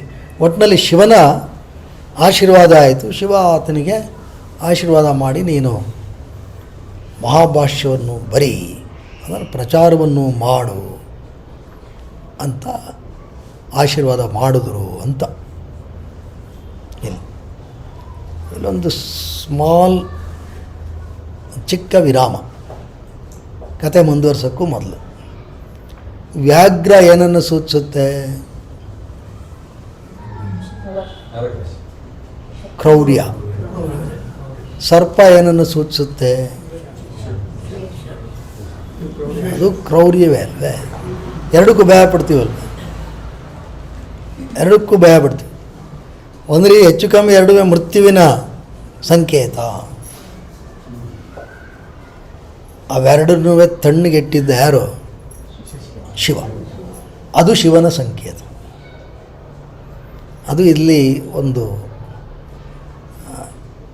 ಅಂಶ ನಾವು ನೆನಪಿನಲ್ಲಿ ಇಡಬೇಕು. ಆ ಶಿವ ತತ್ವದ ಹಿನ್ನೆಲೆಯಲ್ಲಿ ಇದನ್ನು ನೋಡಬೇಕು. ಇದೆರಡನ್ನೂ ಅಂಕೆಯಲ್ಲಿಟ್ಟಿದ್ದ ಅಂತ ಹೇಳಿದ್ರೇನು? ಮೃತ್ಯುವನ್ನು ಮೀರಿದವನು. ಅವನನ್ನು ಆಶ್ರಯಿಸಿದವರು ಏನಾಗ್ತಾರೆ? ಮೃತ್ಯುವನ್ನು ಮೀರ್ತಾರೆ. ಇರಲಿ, ಹೀಗಾಯಿತು ಸರಿ. ಪತಂಜಲಿಗಳು ಮಹಾಭಾಷ್ಯವನ್ನು ಬರೆದರು. ಇದೊಂದಕ್ಕೆ ಮಹಾಭಾಷ್ಯ ಅಂತ. ಯಾಕೆಂತ ಹೇಳಿದ್ರೆ ಇಡೀ ಆ ಸಂಸ್ಕೃತ ಭಾಷೆಗೆ ಒಂದು ಚೌಕಟ್ಟನ್ನು ಕೊಟ್ಟವರು ಇವರು ಪತಂಜಲಿಗಳು. ಸರಿ, ಈಗ ಹೇಳ್ಕೊಡ್ಬೇಕಲ್ಲ, ಹೇಳ್ಕೊಡ್ಬೇಕು, ಶಿಷ್ಯಂದ್ರೆ ಹುಡುಕ್ಬೇಕು. ಸರಿ, ಅದೇದು ಮಾಡಿದ್ರಂತೆ. 1000 ಜನ ಶಿಷ್ಯನ ಕಲೆ ಹಾಕಿದ್ರಂತೆ ಪತಂಜಲಿ ಮಹರ್ಷಿಗಳು. ಮಹಾಭಾಷ್ಯವನ್ನು ಹೇಳ್ಕೊಡ್ತೀವಿ ಬನ್ರಪ್ಪ ಅಂತ ಕೂತ್ಕೊಂಡ್ರು. ಆಗ ಏನಪ್ಪ ಅಂತ ಹೇಳಿದ್ರೆ ಮೇಷ್ಟ್ರುಗಳು ಅಂದರೆ ಪಾಠ ಮಾಡುವವರು ಕೆಲವು ನಿಬಂಧನೆಗಳನ್ನು ಹಾಕೋರು. ಹೇಗೆ ಶಿಷ್ಯರ ನಿಬಂಧನೆಗಳನ್ನು ಹಾಕ್ತಾರೋ ಆಗ ಮೇಷ್ಟ್ರು ನಿಬಂಧನೆ ಹಾಕುವಂಥ ಇದಿತ್ತು. ಪತಂಜಲಿ ಹೇಳಿದ್ರಂತೆ, ನೋಡಪ್ಪ ನಿಮಗೆಲ್ಲ ಮಹಾಭಾಷ್ಯ ಪಾಠ ಮಾಡ್ತೀನಿ. 1000 ಜನ ಇದ್ದೀರ, 1000 ಜನಕ್ಕೂ ಹೇಳ್ತೀನಿ. ನನಗೆ 1000 ತಲೆಗಳಿದೆ, ಒಬ್ಬೊಬ್ಬರಿಗೆ ಪ್ರತ್ಯೇಕವಾಗಿ ಹೇಳ್ತೀನಿ. ಯಾಕೆಂತೇಳಿ ಒಬ್ಬೊಬ್ಬರ ಕಲಿಕೆಯ ಮಟ್ಟ ಒಂದೊಂಥರ ಇರುತ್ತೆ. ಅದನ್ನು ನಾನು ತಿಳ್ಕೊತ ನಿಮ್ಗೆ ಹೇಗೆ ಬೇಕೋ ಹಾಗೆ ಹೇಳ್ತೀನಿ. ಅದು ನಾನು ಈಗ ದೀರ್ಘವಾಗಿ ಉಚ್ಛ್ವಾಸ ನಿಶ್ವಾಸ ಮಾಡಬೇಕಾಗತ್ತೆ. ಮಾತಾಡಬೇಕಾದ್ರೆ ಇರುತ್ತಲ್ಲ, ಗಾಳಿ ಒಳಗೆ ತೊಗೋಬೇಕು, ಹೊರಗೆ ಬಿಡಬೇಕು. ಸರ್ಪ ಅದರಿಂದ ವಿಷ ಬರುತ್ತೆ, ನೀವು ತಡ್ಕೊಳಕ್ಕಾಗಲ್ಲ, ಸುಟ್ಟು ಬೂದಿ ಆಗಿಬಿಡ್ತೀರ ವಿಷದಲ್ಲಿ. ಅದಕ್ಕೇನು ಮಾಡ್ತೀನಿ, ಒಂದು ಪರದೆ ಹಾಕ್ತೀನಿ. ಈಗ ಸದ್ಯಕ್ಕೆ ಇದು ಕಥೆಯಾಗಿ ಸ್ವೀಕರಿಸಿ. ಈ ಪುರಾಣ ಕಥೆ ಕೇಳಬೇಕಾದ್ರೆ ಭಾಳ ಮುಖ್ಯ. You should never use your intellect and it is a great meditation. ಇಲ್ಲೇನಾದ್ರು ನಿಮಗೆ ಇದೇಂಗೆ ವಿಷಯ ಬಂದ್ಬಿಡುತ್ತೆ, ಹಾಗಾದ್ರೆ ಮೊದಲು ಮಾತಾಡ್ಬೇಕಾದ್ರೆ ವಿಷಯ ಬರಲಿಲ್ವಾ? ಈ ಥರ ಅನುಮಾನಗಳು ಬಂದರೆ you are not meditating on what I am saying. You should meditate ಅಂದರೆ ಏನು? ನಿಮ್ಮಲ್ಲಿ ಯಾವುದು ಜಡ್ಜ್ಮೆಂಟು ಅಥವಾ ಸಮ್ ಇಂಪ್ರೂವ್ಮೆಂಟ್ ಏನು ಬರಬಾರ್ದಲ್ಲಿ. ಸುಮ್ಮನೆ ಅಷ್ಟೇ. ಈ ಚಿಕ್ಕ ಮಕ್ಕಳು ಕೇಳಿಸ್ಕೋಬೇಕಾದ್ರೆ ಇರುತ್ತೆ ನೋಡಿ, ಹೌದಾ ಹಿಂಗೆ ನೋಡ್ತಾ ಇರ್ತವೆ. ನಾವೇನು ಮಾಡ್ತೀವಿ, ಹಿಂಗೆ ಹೊರಟೋಗ್ತೀವಿ. ಹಂಗೆ ಮಾಡಬೇಡಿ. ಇದಾಗಿ ಪದಗಳು ಸುತ್ತಲೂ ಪರದೆ ಹಾಕ್ಬಿಟ್ಟು ಹೇಳಿದ್ರಂತೆ, ನೋಡಪ್ಪ ಈ ಥರ ಪರದೆ ಹಾಕ್ತೀನಿ, ಪರದೆ ಹಿಂದೆ ನೀವಿರಬೇಕು. ಮತ್ತು ನಾನು ಸತತವಾಗಿ ಹೇಳ್ತಾ ಹೋಗ್ತೀನಿ. ಇದು 7 ದಿವಸ ಆಗ್ಬೋದು, 8 ದಿವಸ ಆಗ್ಬೋದು. ನೀವು ಕೂತ್ಕೊಂಡು ಕೇಳಿಸ್ಕೋಬೇಕು. ಮಧ್ಯ ಯಾರು ಎದ್ದು ಹೋಗಬಾರದು. ಯಾರಾದರೂ ಎದ್ದು ಹೋದರೆ ಬ್ರಹ್ಮ ರಾಕ್ಷಸರಾಗ್ಬಿಡ್ತೀರಾ ನೀವು. ಏನಾದ್ರು ಒಂದು ಪೆನಾಲ್ಟಿ ಕ್ಲಾಸ್ ಇರಬೇಕಲ್ಲ, ಬ್ರಹ್ಮ ರಾಕ್ಷಸರಾಗ್ಬಿಡ್ತೀರಾ. ಹಾಗಾಗಿ ಯಾರು ಎದ್ದು ಹೋಗಬೇಡಿ ಅಂತ ಹೇಳಿದ್ರು. ಇವರು ಆಯಿತು ಅಂದರು. ಎರಡನೇದು ಹೇಳಿದ್ರು, ನೀವು ಯಾರೂ ನನ್ನ ನೋಡಬಾರ್ದು, ಸುಮ್ಮನೆ ಕೇಳಿಸ್ಕೋಬೇಕು, ತುಂಬ ವಿಷ ಬರ್ತಾ ಇರುತ್ತೆ, ಎಚ್ಚರಿಕೆ ಅಂತ. ಆಯಿತು ಮಹಾಸ್ವಾಮಿ ಅಂದರು. ಎಲ್ಲ ಕೂತರು, ಪರದೆ ಹಾಕಿದ್ರು. ಪತಂಜಲಿಗಳು ಹೇಳ್ಕೊಡ್ತಾ ಹೋದರು. ಪಾಠ, ಮಹಾಭಾಷ್ಯದ ಪಾಠ ನಡೀತಾ ಇದೆ. ಪತಂಜಲಿಗಳಿಗೆ ಬೇಕಾಗಿದ್ದು ಅದನ್ನೇ. 1000 ಜನ ಶಿಷ್ಯರಿಗೆ ಹೇಳ್ಕೊಟ್ಬಿಟ್ರೆ ಅವರ ಜನ್ಮ ಈ ಭೂಮಿಗೆ ಬಂದಂಥದ್ದು ಸಾರ್ಥಕತೆ ಆಯಿತು. ಇನ್ನು ಅದು ತನ್ನಟ್ಟು ತಾನು ಪ್ರಚಾರ ಆಗುತ್ತೆ, ತಾನು ಹಿಂದಿರುಗಿ ಹೋಗ್ಬೋದು ಅಂತಕ್ಕಂಥದ್ದು. ಯಾಕೆ ಅಲ್ಲಿ ಒಬ್ಬ ಅವರು ವಿಷ್ಣು ಕಾಯ್ತಾ ಇರ್ತಾರೆ, ನಾರಾಯಣ, ಆತನಿಗೆ ಆಧಾರವಾಗಿರಬೇಕು. ಈ ಒಂದು ಅಂಶವನ್ನು ಜ್ಞಾಪಕ ಇಟ್ಕೊಂಡು ಅವರು ಬೇಗ ಪಾಠ ಮಾಡೋದಕ್ಕೆ ಉದ್ಯುಕ್ತರಾದರು. ಪಾಠ ನಡೀತಾ ಇದ್ದು ಎಲ್ಲ ಶಿಷ್ಯರು ಒಂದೇ ಥರ ಇರಲ್ವಲ್ಲ. ಒಬ್ಬ ಶಿಷ್ಯರಿಗೆ ಸ್ವಲ್ಪ ಏನೋ ಬೇಜಾರಾಯಿತು, ಒಬ್ಬೊಬ್ಬರನ್ನೊಂದು ಹೇಳ್ತಾರೆ, ಇರಲಿ ಬಿಡಿ. ಆತನಿಗೇನೋ ಕೆಲವು ದೈಹಿಕ ವಿಸರ್ಜನೆಗೆ ಅವಸರ ಆಯಿತು ಅಂತ, ಅಥವಾ ಬೋರ್ ಹೊಡೀತು ಅಂತಲೋ ಈ ಥರ ಏನಾರು ಹೇಳ್ತಾರೆ. ಇರಲಿ, ಯಾವುದೋ ಒಂದು ಕಾರಣಕ್ಕೆ ಒಬ್ಬ ಅಯ್ಯೋ ಎಷ್ಟು ಏನು ಅಂತ. ಕೆಲವು ವೇಳೆ ನಮಗೆ ಸಾಧಾರಣವಾಗಂಥ ರಂಜನೀಯವಾದಂಥದ್ದೇ ನಾವು ಜಾಸ್ತಿ ಹೊತ್ತು ಕೇಳಿಸ್ಕೊಳ್ಳೋದು ಕಷ್ಟ. ಅಂಥದ್ರಲ್ಲಿ ವ್ಯಾಕರಣ ಅಂಥದ್ದನ್ನು ಜಾಸ್ತಿ ಹೊತ್ತು ಕೇಳಿಸ್ಕೊಳ್ಳೋದು ಅಸಾಧ್ಯ. ಅವನು ಆದರಾಗಲಿ ಒಂದು ಬ್ರೇಕ್ ತೊಗೊಳ್ಳೋ ಅಂದ್ಬಿಟ್ಟು ಎದ್ದು ಹೋಗ್ಬಿಟ್ಟ. ಅವನು ತಡ್ಕೊಳಕ್ಕಾಗಲಿಲ್ಲ ಅವನಿಗೆ. ಹೊರಟು ಸರಿ, ಪಾಠ ನಡೀತಾ ಇತ್ತು. ಏನು 1000 ತಲೆಯಲ್ಲೂ ಒಬ್ಬೊಬ್ರಿಗೆ ಪಾಠ ಮಾಡ್ತಿದ್ದಾರೆ ಅವರು. ಇನ್ನೊಬ್ಬ ಇದೆ ಕುತೂಹಲ, ಏನು ನಡೀತಾ ಇದೆ, 1000 ಜನಕ್ಕೆ ಹೆಂಗೆ ಹೇಳ್ಕೊಡ್ತಾ ಇದ್ದಾರೆ ಇವರು, ಏನಿರ್ಬೋದು, ಒಂದು ಸತಿ ನೋಡ್ಬಿಡೋಣ ಅಂದ್ಬಿಟ್ಟು ಪರದೆ ಎತ್ಬಿಟ್ಟ. ನೋಡೋಣ, ಪರದೆ ಎತ್ತಿದ ತಕ್ಷಣ ಅಲ್ಲಿದ್ದ 1000 ಜನನೂ ಸುಟ್ಟು 999 ಜನನೂ ಸುಟ್ಟು ಬೂದಿ ಆಗ್ಬಿಟ್ರು. ಆಗ ಪತಂಜಲಿಗೆ ಅಯ್ಯೋ ಏನು ಕೆಲಸ ಮಾಡಿದ್ಯಾ ನೀನು, ನಾನು ಹೇಳಿದ್ದೀನಿ ಈ ಥರ ಕುತೂಹಲ ಬೇಡ, ಏನು ಕುತೂಹಲ ಇಟ್ಕೋಬೇಕು ಅದು ಇಟ್ಕೋಬೇಕು. ಈ ಕುತೂಹಲ ತಪ್ಪಾಯ್ತು, ಎಲ್ಲ ಹೋಗ್ಬಿಟ್ರಲ್ಲ, ಅದು ಬೇಸರ ಆಯಿತು. ಅಯ್ಯೋ, ಯಾಕೆ ಮ್ಯಾಂಡೇಟ್ ಇರೋದೇನು, ಮಹಾಭಾಷ್ಯವನ್ನು ಬರೆದು ಪ್ರಚಾರ ಮಾಡಿ ಬರಬೇಕು, ಇಲ್ಲಿ ಹೋಯ್ತಲ್ಲ, ಮತ್ತು ಇನ್ನೆರಡು ದಿವಸ ಇಲ್ಲಿರಬೇಕು. ಸರಿ ನೋಡಿದ್ರು, ಅಯ್ಯೋ ಎಂಥ ಕೆಲಸ ಆಗೋಯ್ತು ಅಂತ. ಆಗ ಇವನೊಬ್ಬ ಹೋಗಿದ್ನಲ್ಲ, ಅವ ನೋಡೋಣ ಏನು ಮೇಷ್ಟ್ರು ಏನು ಮಾಡ್ತಾರೆ ಅಂತ ಬಂದ ಪತಂಜಲಿಗಳು ನೋಡಿದ್ರು. ಏನಪ್ಪ ಅಂದರು, ಕೂತಿದ್ದೆ, ಏನೋ ಕಾರಣ ಎದ್ದೋದೆ. ಬಾರಪ್ಪ ನೀನೇ ದೊಡ್ಡವನು, ಬಾರಿ ಇಲ್ಲಿ, ಈ ಶಿಷ್ಯನೇ ಗ್ರೇಟು, ಏನು ಮಾಡ್ತೀರ, ಈ ಶಿಷ್ಯನೇ ಗ್ರೇಟು. ಕೂರಿಸ್ಕೊಂಡು ಅವ್ನಿಗೆ ಹೇಳಿದ್ ನೋಡಿ, ಎಲ್ಲ ಹೋಗ್ಬಿಟ್ಟಿದ್ದಾರೆ, ನನ್ನ ಪ್ರಯತ್ನ ಎಲ್ಲ ವ್ಯರ್ಥ ಆಗುತ್ತೆ, ನಿನಗೊಬ್ಬನಿಗೆ ಕೂರಿಸಿ ಹೇಳ್ಕೊಡ್ತೀನಿ ಮಹಾಭಾಷ್ಯ. ಈಗ ನಾನು ನಿನಗೆ ಎಲ್ಲ ಮೊದಲಿಂದ ಹೇಳ್ಕೊಡೋಕ್ಕಾಗಲ್ಲ, ನನ್ನ ಸಿದ್ಧಿಯನ್ನು ಬಳಸ್ತೀನಿ, ಸಿದ್ಧಿಯನ್ನು ಬಳಸಿ ಒಮ್ಮೆಲೇ ನಿನಗೆ ಮಹಾಭಾಷ್ಯವನ್ನು ವರ್ಗಾಯಿಸ್ತೀನಿ, ನಿನಗೆ ಬಂದ್ಬಿಡುತ್ತೆ, ನೀವು ಒಪ್ಪಬೇಕಿದ. ಅದೇಂಗೆ ಬಂದ್ಬಿಡುತ್ತೆ, ಡಾಟಾ ಟ್ರಾನ್ಸ್ಫರ್ ರೇಟ್ ಏನು ಎಲ್ಲ ಬಂತು. ಆದರೆ ಶಾಪನೇ, ಬ್ರಹ್ಮರಾಕ್ಷಸನಾಗ್ತೀಯ, ಅದನ್ನು ನೀನು ತಪ್ಪಿಸ್ಕೊಳಕ್ಕಾಗಲ್ಲ. ಅಯ್ಯೋ ಮಹಾಸ್ವಾಮಿ ಏನಿದು ಬ್ರಹ್ಮರಾಕ್ಷಸ, ಮಹಾಭಾಷೆ ಬಂದ್ಬಿಟ್ಟಿದೆ, ಆಯಿತು ತಥಾಸ್ತು ಅಂದರೆ ಬಂದ್ಬಿಡ್ತು. ಇವರು ಹೇಳಿ ಬ್ರಹ್ಮರಾಕ್ಷಸ ಅಂದರೆ ಏನಿಲ್ಲಪ್ಪ, ಅಲ್ಲಿ ಒಂದು ಆಲದ ಮರ, ಅದರ ಮೇಲೆ ನಿನ್ನ ವಾಸ, ನೀನು ರಾಕ್ಷಸ. ನೀನೇನು ಮಾಡಬೇಕು, ಮಹಾಭಾಷೆ ಹೇಳ್ಕೊಡ್ಬೇಕು, ಹೇಳ್ಕೊಟ್ರೆ ಆಗ ನಿನಗೆ ಬ್ರಹ್ಮರಾಕ್ಷಸತ್ವದಿಂದ ಮುಕ್ತಿ. ನೀವೇನು ಮಾಡಬೇಕು, ಯಾರೋ ಬರ್ತಾರೆ, ಅದರಲ್ಲಿ ಯಾರು ವೇದವನ್ನು ಅರಿತ ಪಂಡಿತರು, ಇಂಥವ್ರು ಯಾರು ಬರ್ತಾರೆ ಅಲ್ಲಿ ದಾರಿಯಲ್ಲಿ, ಅವ್ರನ್ನ ಹಿಡ್ಕೊ, 2 ಪ್ರಶ್ನೆ ಕೇಳು. ಏನಿದು ಎಂಟ್ರೆನ್ಸ್ ಟೆಸ್ಟು, 2 ಪ್ರಶ್ನೆ, ಇದಕ್ಕೆ ಉತ್ತರ ಕೊಟ್ಟರೆ ಅಡ್ಮಿಟ್ ದೆಮ್ ಆ್ಯಂಡ್ ಟೀಚ್ ಮಹಾಭಾಷ್ಯ. ಅವ್ರಿಗೆ ಮಹಾಭಾಷ್ಯ ಕಳಿಸ್ಬಿಡು, ಅಲ್ಲಿಗೆ ನೀನು ಮುಕ್ತನಾಗ್ತೀಯಾ. ಇಲ್ಲ ಅಂದರೆ ನೀನು ರಾಕ್ಷಸ, ಅವ್ರನ್ನ ತಿಂದುಬಿಡೋದು, ಅವ್ರನ್ನ ಮುಗಿಸ್ಬಿಡ್ತೀಯ ನೀನು. You have to eat them ಅಷ್ಟೆ. ಯಾರಿಗೆ ಭಯ, ವೇದಕ್ಕೆ ಗೊತ್ತಿರೋರಿಗೆ, ಆಗ ನಮಗೇನು ತೊಂದರೆ ಇಲ್ಲ. ಇದು ಆಯಿತು, ಹೋಗು ಅಂದರು. ಪತಂಜಲಿಗಳು ಆಯಿತು, ಅವ್ರ ಕೆಲಸ ಆಯಿತು, ನೋಡೋಣ ಏನಾಗುತ್ತೆ ಅಂದರು. ಕಾಯ್ತಾಯಿದ್ರು. ಇವನು ಹೋದ, ಒಂದು ಕಡೆ ಹೋದ, ತೆಗೆದುಹಾಕ್ಕೊಂಡ, ಬಂದವ್ರನ್ನೆಲ್ಲ ಕೇಳೋವನು, ಯಾರೂ ಉತ್ತರ ಕೊಡ್ತಿರ್ಲಿಲ್ಲ. ಫಸ್ಟ್ ಹೇಳ್ಬಿಡಿ, ಎಂಟ್ರೆನ್ಸ್ ಟೆಸ್ಟೇ ಫೇಲ್ಯೂರ್ ಆದರೆ ಇನ್ನು ಮೇನ್ ಎಕ್ಸಾಮಲ್ಲಿ ಇಲ್ಲ, ಪಾಠ ಮಾಡೋಂಗೆ ಇಲ್ಲ. ಎಲ್ಲ ತಿಂದು ಇವನಿಗೂ ಸಾಕಾಯಿತು, ಏನಿಲ್ಲ. ಪತಂಜಲಿಗಳು ನೋಡಿದ್ರು, ಇದೇನು ರಿಸಾಲ್ವೇ ಆಗಲಿಲ್ಲ, ಯಾರೂ ಬರ್ತಾಯಿಲ್ಲ ಅಂಥೇಳಿ, ಸರಿ ನಾನೇ ಪುನರ್ಜನ್ಮ ಎತ್ತು ಬರಬೇಕಾಗತ್ತೆ ಅಂಥೇಳಿ ಅವರು ಪುನರ್ಜನ್ಮಕ್ಕೆ ಬಂದರು. ಚಂದ್ರಶರ್ಮ ಅಂತ ಹೆಸರು. ಉಜ್ಜಯಿನಿಯಲ್ಲಿ ಮತ್ತೆ ಹುಟ್ಟಿದ್ರು ಅಂತ, ಒಂದು ಕುಟುಂಬದಲ್ಲಿ, ಸದ್ಬ್ರಾಹ್ಮಣನ ಕುಟುಂಬದಲ್ಲಿ ಹುಟ್ಟಿ ಅವರು ಬರ್ತಾರೆ. ಬಂದಾಗ ಮತ್ತೆ ಬ್ರಹ್ಮರಾಕ್ಷಸ ಬಂದು ಇಳಿತಾನೆ.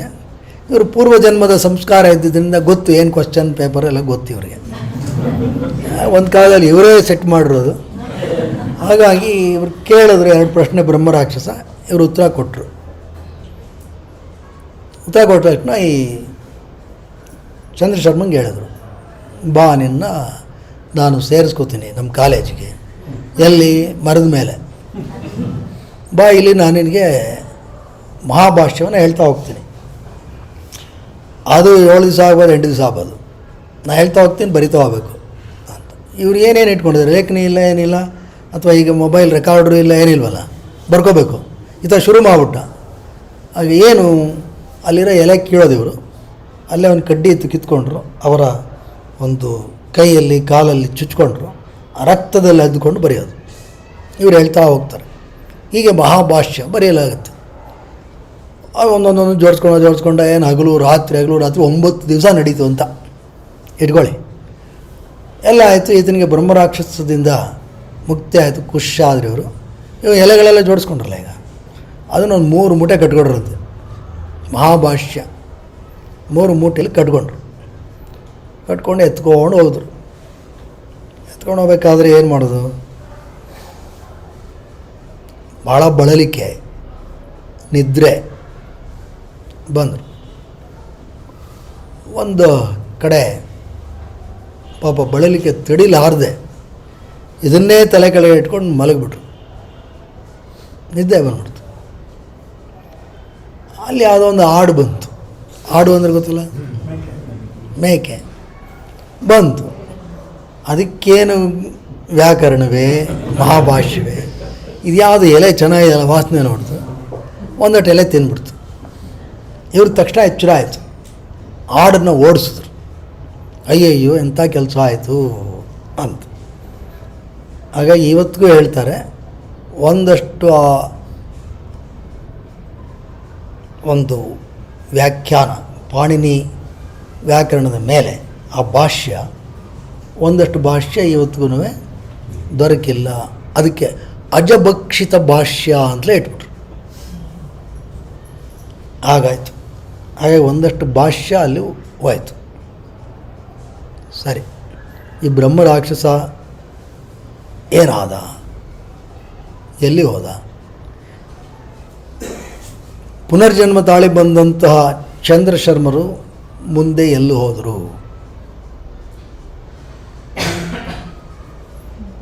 ಇದನ್ನು ತಿಳಿದುಕೊಳ್ಳುವುದಕ್ಕಾಗಿ ಏಪ್ರಿಲ್ ಕೊನೆಯ ಭಾನುವಾರ ಭೇಟಿಯಾಗೋಣ. ಅಲ್ಲ, ಟಿಪಿಕಲ್ ಸೀರಿಯಲ್ ಸ್ಟೈಲಲ್ಲಿ ಹೇಳಿದ್ದೀನಿ, ಯಾಕೆ ಸಮಯ ಆಯಿತು. ಹಾಗಾಗಿ ಇದನ್ನು ತಿಳ್ಕೊಳ್ಳೋಣ. ಇದು ಸುಮ್ಮನೆ ಒಂದು ಹಿನ್ನೆಲೆ ನಮ್ಗಳಿಗೂ ಗೊತ್ತಿರಬೇಕು ಅನ್ನೋ ಕಾರಣದಿಂದಾಗಿ, ಮತ್ತು ಇದ್ರ ಹಿನ್ನೆಲೆ ಒಂಥರ ಚೆನ್ನಾಗಿದೆ, ನೀವು ನೋಡಿ. ಅದು ಯಾಕೆ ಈ ಥರ ಎಲ್ಲ ಬಂದಿದೆ, ಇದನ್ನು ಸ್ವಲ್ಪ ಚರ್ಚೆ ಮಾಡೋಣ. ಏನೇನು ಕಾರಣ ಇರ್ಬೋದು ಅಂತ ಮುಂದಿನ ಉಪನ್ಯಾಸದಲ್ಲಿ ನಾವು ಚರ್ಚೆ ಮಾಡೋಣ. ನಂತರ ಯೋಗ ಸೂತ್ರಗಳ ಅಧ್ಯಯನವನ್ನು ಸಹ ನಾವು ಮಾಡೋಣ.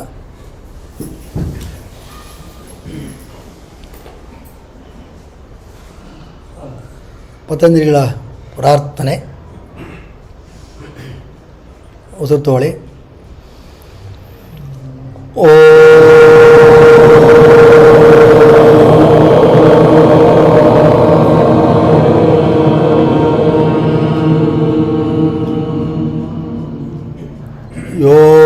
ಯೋಗೇನ ಚಿತ್ತಸ್ಯ ಪದೇನ ವಾಚಾ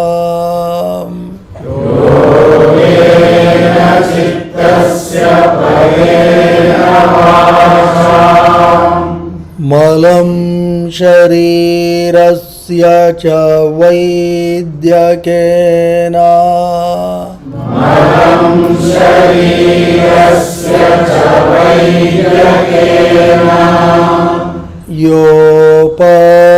ಯೋಪಕರೋತ್ತಂ ಪ್ರವರಂ ಮುನೀನಾಂ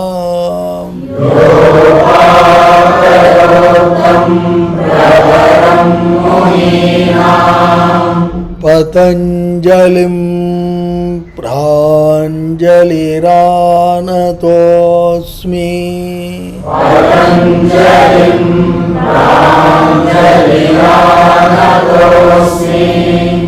ಹರಿ